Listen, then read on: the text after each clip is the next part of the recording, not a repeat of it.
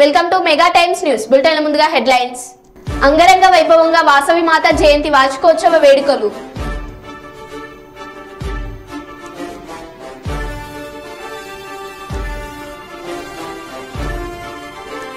తాడిపత్రి చేరుకున్న సీట్ బృందం.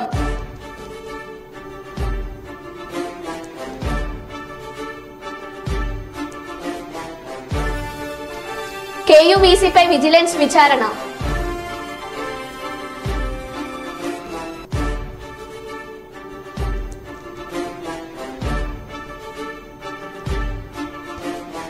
రాజన్న సిరిసిల్ల జిల్లా రుద్రంగి మండలంలో చిరుతపులి కలకలం.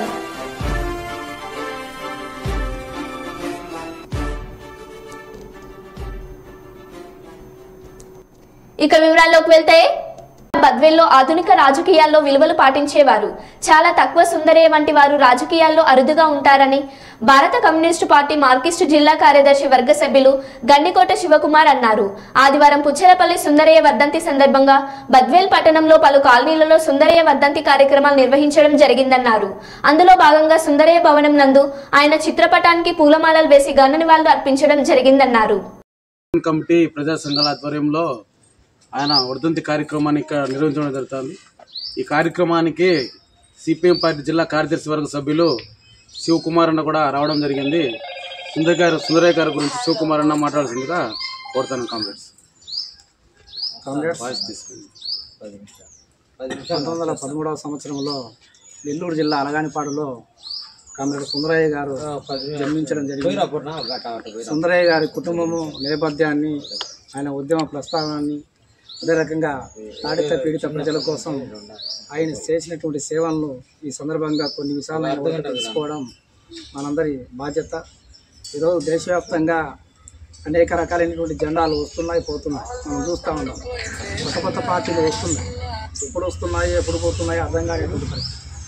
ఇటువంటి పరిస్థితుల్లో కూడా ఈరోజు కుల ప్రభావము, మత ప్రభావము, ధర ప్రభావము, మద్యం ప్రభావం లాంటి పెద్ద ఎత్తున దేశంలో చొచ్చుకొని పోయి ప్రజలను విభజించి పాలిస్తున్నటువంటి ఈ నేపథ్యంలో కూడా ఎర్ర జెండా వాలిపోకుండా వెలిసిపోకుండా ఉందంటే నాడు పుచ్చలపల్లి సుందరయ్య గారు నిర్మించినటువంటి ఈ నిర్మాణం అంత దృఢమైనటువంటిది, బలమైనటువంటిది. కాబట్టే ఈరోజు దేశంలో అన్ని రంగాలు వెలిసిపోతా ఉన్నా కూడా ఎర్ర జెండా మాత్రం నిజాయితీగా, నిశ్శక్తిగా తాడిత పీడిత ప్రజల పక్షాన్ని నిలబడి పోరాటం చేస్తూ ఉంది.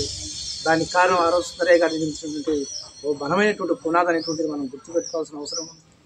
నేటికి కూడా కమ్యూనిస్టుల పట్ల, కమ్యూనిస్టు ప్రజానీకం పట్ల, కమ్యూనిస్టు నాయకుల పట్ల సమాజంలో గౌరవం కానీ, మంచి అభిప్రాయం కానీ ఉందంటే దానికి కారణం నాడు ఆ నాయకులు నిర్మించినటువంటి ఈ నిర్మాణమే. అటు బలమైనటువంటి నిర్మాణం, రాజీ లేనటువంటి నిర్మాణం, త్యాగాల పోరాటాలతో నిర్మించినటువంటి నేపథ్యం ఉన్న కారణంగానే నేటికి కూడా సమాజంలో మనలాంటి వాళ్ళ పట్ల కూడా సమాజంలో గౌరవం చూపిస్తున్నదంటే నాడు సుందరయ్య గారు వేసినటువంటి బాట.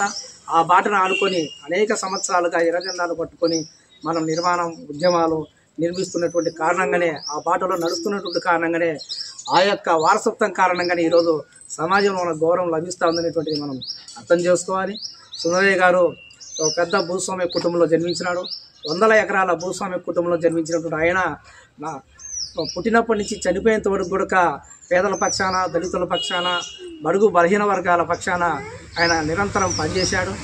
ఆయన మొట్టమొదటి దక్షిణ భారత ఉద్యమ నిర్మాతగా కమ్యూనిస్ట్ పార్టీ నిర్మించడమే కాకుండా 1947లో భారతదేశానికి స్వాతంత్రం వచ్చిన తర్వాత మొట్టమొదటి ప్రధానిగా జవహర్లాల్ నెహ్రూ గారు వ్యవహరిస్తే పార్లమెంటులో మొట్టమొదటి పార్లమెంటు పక్షనేతగా ఆయన వివరించడం జరిగింది.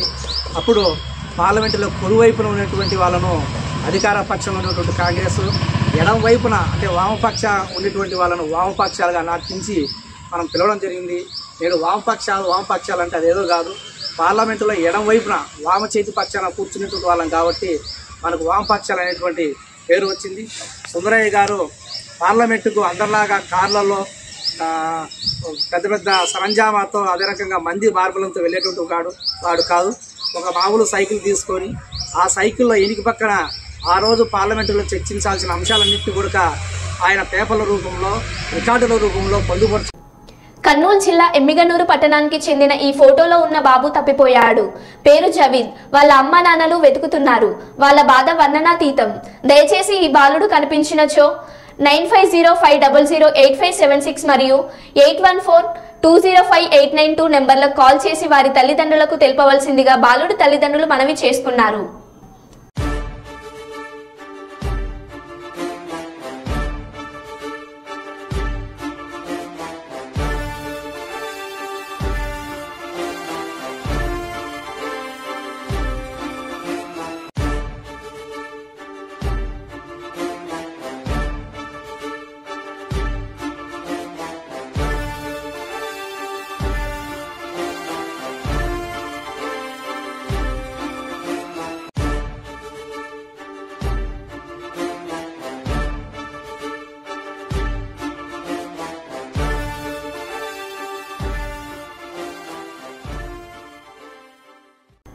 జయశంకర్ భూపాలపల్లి జిల్లాలో అర్ధరాత్రి ప్రాంతంలో ఇల్లీగల్ రేషన్ బియ్యాన్ని తరలిస్తున్న సిబ్బందిని భూపాలపల్లి పట్టణ ప్రాంత యువకులు సమాచారం మేరకు పట్టుకున్న పోలీస్ సిబ్బంది మరియు పత్రికా విలేకరుల వారిని అదుపులోకి తీసుకుని పోలీస్ స్టేషన్ కు తరలించి వారిపై చట్టపరమైన చర్యలు చేపట్టడం జరిగింది.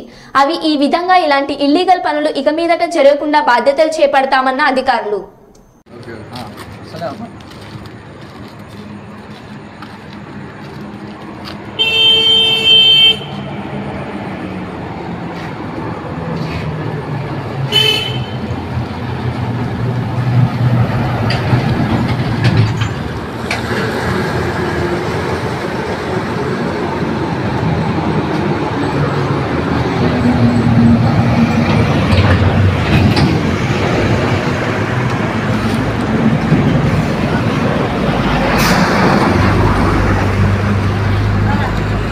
తిరుపతి రేణిగుంట జాతీయ రహదారిపై తెల్లవారుజామున బస్సులో చెలరేగిన మంటలు. తిరుపతి నుండి శ్రీకాళహస్తి వైపు వెళ్తున్న సమయంలో చెలరేగిన మంటలు. ప్రయాణికులు సురక్షితం. కళ్ల ముందే తగలబడిన ప్రైవేట్ ట్రావెల్ బస్. అగ్నిమాపక సిబ్బంది మంటలు ఆర్పే ప్రయత్నం చేసిన భారీగా ఎగిసిపడ్డ అగ్ని కీలకాలు. బస్సు పూర్తిగా మంటల్లో చిక్కుకోవడంతో భారీగా ట్రాఫిక్ జామ్. భయభ్రాంతులకు గురైన ప్రయాణికులు. బస్సు కాలిపోవడానికి కారణాలు తెలుసుకునే ప్రయత్నం చేస్తున్న పోలీసులు. 2264 AP39W 2264.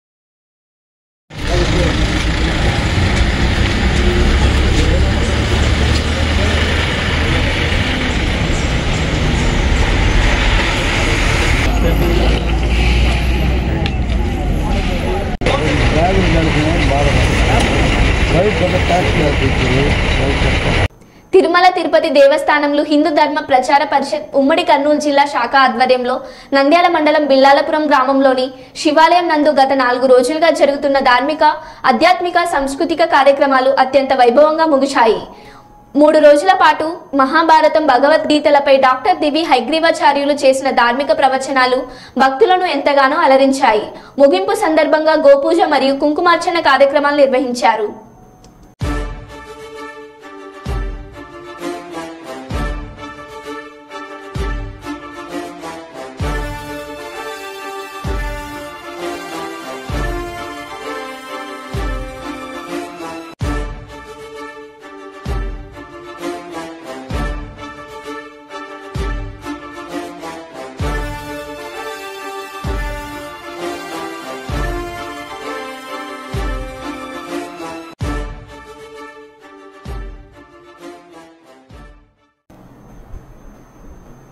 రాజన్న సిరిసిల్ల జిల్లా రుద్రంగి మండలంలో చిరుతపులి కలకలం రేపింది.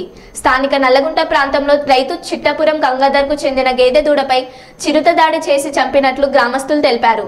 దూడను గుడిసెలో కట్టేసి ఉంచామని, రాత్రి సమయంలో చిరుత దాడి చేసిందని బాధిత రైతు చెప్పాడు. గుడిసె చుట్టూ చిరుత కాలి వేలి మృద్దలు కనిపించాయని మీడియాకు తెలిపారు. మనుషుల మందు అన్నట్టు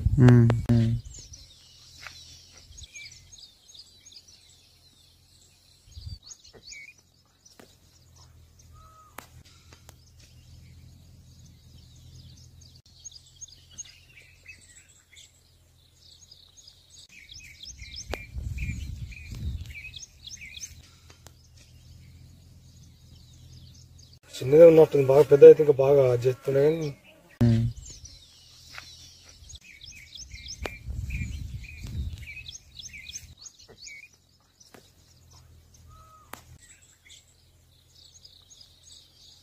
రాత్రి ఎప్పుడు వచ్చింది మాకు తెలియదు. మేము బర్రెలను ఈయనే కట్టేసినాం, దుడ్డని ఈయనే కట్టేసి మేము ఇంటికైనా అది రాత్రి ఎప్పుడు వచ్చిందో ఏమో. రాత్రి జిటపుల్లి వచ్చి దాడి చేసి దుడ్డని చంపి మొత్తం అంతా తినడం జరిగింది. ఫారెస్ట్ వాళ్లకు మా యొక్క నమస్కారం చేసి చెప్తున్నాం. ఎందుకంటే మాకు ఇక్కడ రైతులకు ఎవరికి కానీ భయంగా ఉన్నది. ఇవల్ల గిట్లా వచ్చి తినిపోయింది. మేము రాత్రి పగలు తెల్లందాకా ఇక్కడ సేందాలో తిరుగుతాము. ఏ రాత్రి ఏ పగలు వచ్చి మమ్మల్ని కూడా ఏం చేసేది కూడా మాకు తెలియకుంటున్నది. దయచేసి ఎట్లన్నా ఆ జిటపుల్ని మాత్రం దాన్ని పట్టుకునే ప్రయత్నమా, దాన్ని బెదిరించే ప్రయత్నమా మాత్రం మీరు చేయాలి. మీ ఇక్కడి రైతుల ఆధారం మీ చేతుల్నే ఉన్నది కాబట్టి మీకు తెలియజేస్తున్నాం. కర్నూలు ఆలూరు విద్యుత్ శాఖ ఏడీఈ నాగేంద్ర ప్రసాద్ పై సస్పెన్షన్ వేటు. ఎన్నికల ముందు రోజు హలహర్వి మండలంలో పలు చోట్ల విద్యుత్ సేవలకు అంతరాయం. విధుల పట్ల అలసత్వం వహించడం, అవినీతి ఆరోపణలపై ఉన్నత అధికారులు స్పెండ్ చేశారు.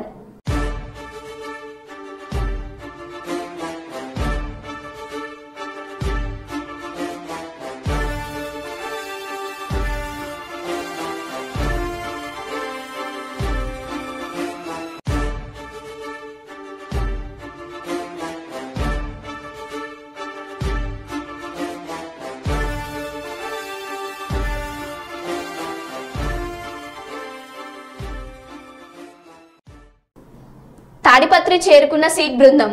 శనివారం రాత్రి 11 గంటలకు తాడిపత్రి చేరుకుని దర్యాప్తు ప్రారంభించిన బృందం ఇరు వర్గాల రాళ్ల దాడి చేసుకున్న ప్రాంతాలను, junior college grounds police station ఎఫ్ఐఆర్లను పరిశీలించిన సీట్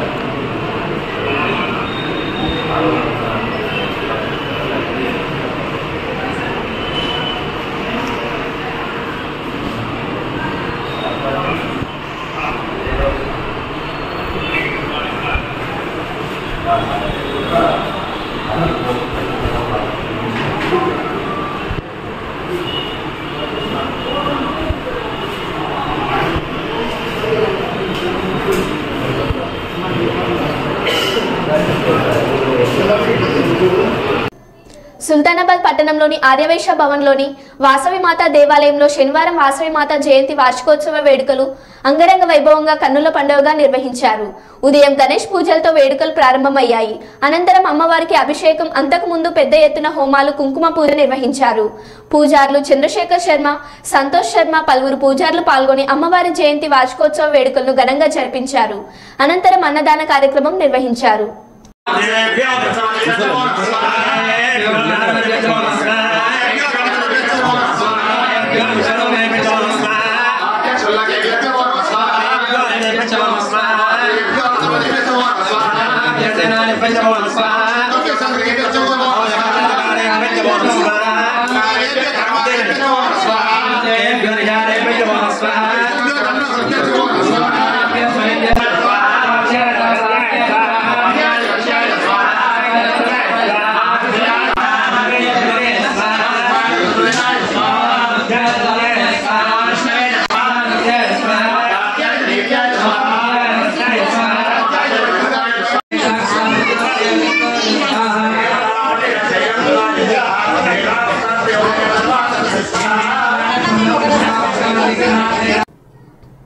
కంటైనర్లు బాటిళ్లలో పెట్రోల్ డీజిల్ పోయవద్దని పెట్రోల్ బంక్ నిర్వాహకులను ఈసీ ఆదేశించింది. ఓట్ల లెక్కింపు పూర్తయ్యే వరకు వాహనాల్లో మాత్రమే ఇంధనం నింపాలని స్పష్టం చేసింది. నిబంధనలు ఉల్లంఘిస్తే ఆయిల్ బంకుల లైసెన్సులు రద్దు చేస్తామని హెచ్చరించింది. ఈ మేరకు అన్ని బంకుల యాజమాన్యులకు నోటీసులు పంపింది. పోలింగ్ తర్వాత ఏపీలో పలు చోట్ల హింసాత్మక ఘర్షణల నేపథ్యంలో ఈసీ ఈ ఆంక్షలు విధించినట్లు తెలుస్తోంది.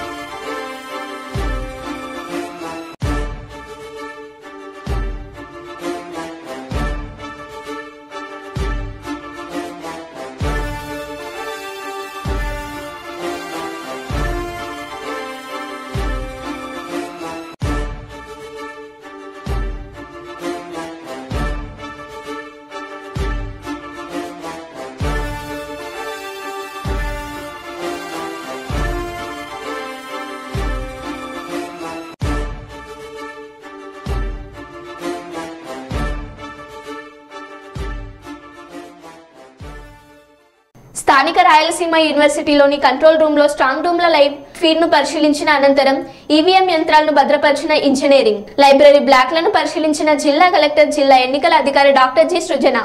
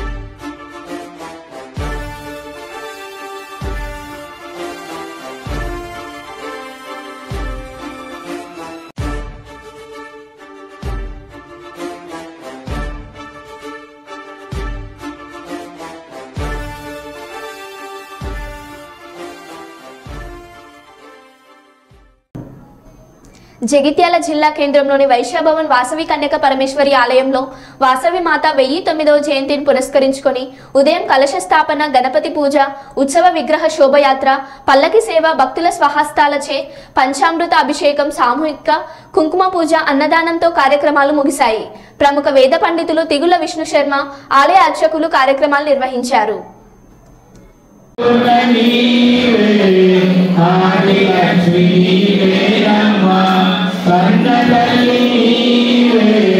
Kavara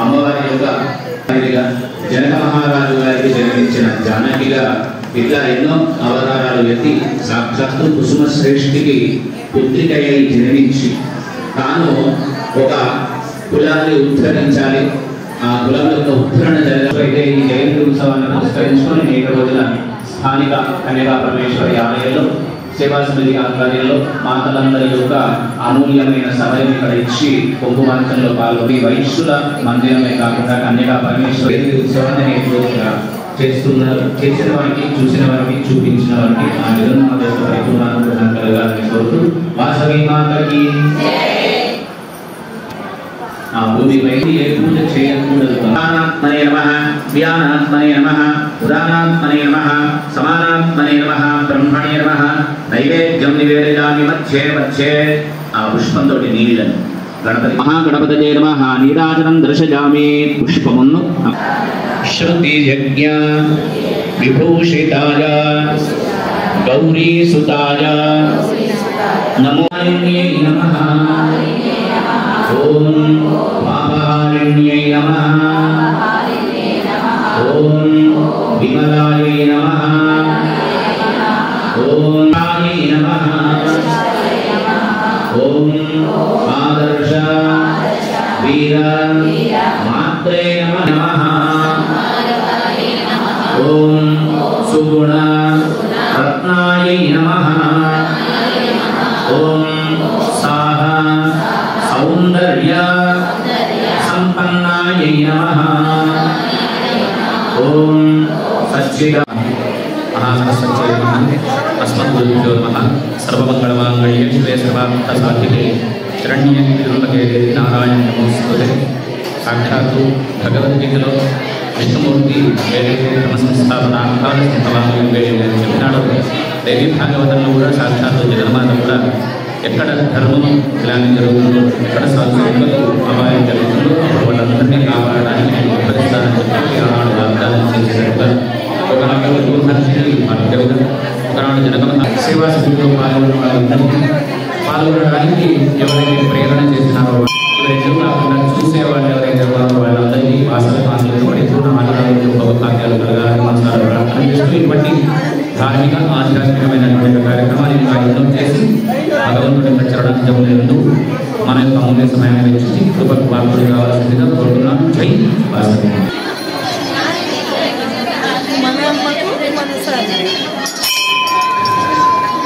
జై జై మాతా వాసవి మాతా.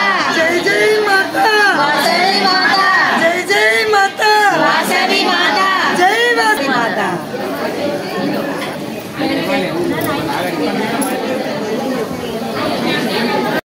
నంద్యాల జిల్లాలో అతిసార వ్యాధి బారిన పడకుండా ముందస్తు జాగ్రత్త చర్యలు చేపట్టాలని డిఎంహెచ్ఓ డాక్టర్ వెంకటరమణ మెడికల్ అధికారులను ఆదేశించారు. శనివారం కలెక్టరేట్లో వీడియో కాన్ఫరెన్స్ ద్వారా డిపిఓ మంజులవాణి ఆర్డబ్ల్యూఎస్ఎస్ ఈ మనోహర్లతో కలిసి డయేరియా వ్యాధి నియంత్రణపై సంబంధిత అధికారులతో సమీక్ష నిర్వహించారు. ఈ సందర్భంగా వారు మాట్లాడుతూ జిల్లా కలెక్టర్ ఆదేశాల మేరకు జిల్లాలో డయేరియా వ్యాధి ప్రబలకుండా అన్ని రకాల ముందస్తు జాగ్రత్త చర్యలు తీసుకోవాలని సూచించారు. త్రాగునీరు కలుషితం కావడం, త్రాగునీటిని క్లోరినేట్ చేయకపోవడం, పారిశుద్ధ లోపం తదితర లోపాలపై ప్రత్యేక దృష్టి సారించి చర్యలు తీసుకోవాలని ఆదేశించారు. One professor and 2 assistant professors were there, and afterwards even equipment also very meager, just one gastroscope and colonoscope, and sometimes we used to do with fiber optic gastroscopes. So a lot of difficulty was there because we are accustomed to do the video endoscopes and others in the department. Such a large turnover doing with fiber optic endoscopes means much more difficult, and we were not really convenient, and there won't be any objective assessment and somebody is not monitoring. So if you do the fiber optic, you are the judge, others have to follow, whereas the video endoscopes others can point out and there is a lot of scope for learning for PGs and others. Okay, that is the thing we had that disadvantage in the beginning of our career. So then we tried myself and Shankar Sharma with the able and Department of Gastroenterology. 9 DM students have completed. So last year we have enhanced seats from 2 to 4. So that means, so this year we have taken 4 PG seats. And if you just observe, as the seats and faculty is increasing, the number of procedures, number of inpatients, everybody is increasing. So earlier we thought that 2 PGs, I think they are more in number. But now we feel that 2 PGs are not enough. So that means even people who are coming and for services to the Department of Gastroenterology also, they are increasing every year after year. So that's why now we are having almost inpatients of 40 to 50 patients. Our beds are not sufficient and we are admitting the patients in FMC ward. So there also sometimes the number is crossing 60 to 70 patients. So that means there is a lot of clinical material. Maybe because you people are able to provide better services free of cost, lot of clinical cases and all, we are all doing Arogyasri. So people also, the word spreads in the villages. So if you go to the government hospital, same procedures are doing, IC facilities are there, even advanced equipment like ERCPs and other UAS procedures are there. Just now we have done one drainage of the pancreas, post-pancreatic pseudocyst, and we are about to install this metal stents in the esophagus. So almost we are doing these procedures are not routinely done in private practice, because all paraphernalia must be there, and the cost also very prohibitive for most of the patients. So like this, when we are able to do so many services under one roof, definitely the word it will spread in the villages and the small towns. So everything will be taken care of in this government setup like that. So like that we are able to get more number of cases. Clinical material is enough for all PGs to learn, and I request Mohan also to take special interest in improving the academics with the help of Deepak and other associate professors who are recently posted to the Cancer Institute. So all of you make a team and try to impart practical guidelines to the PGs and others. So మరో బులెటిన్లో మళ్ళీ కలుద్దాం. Stay tune.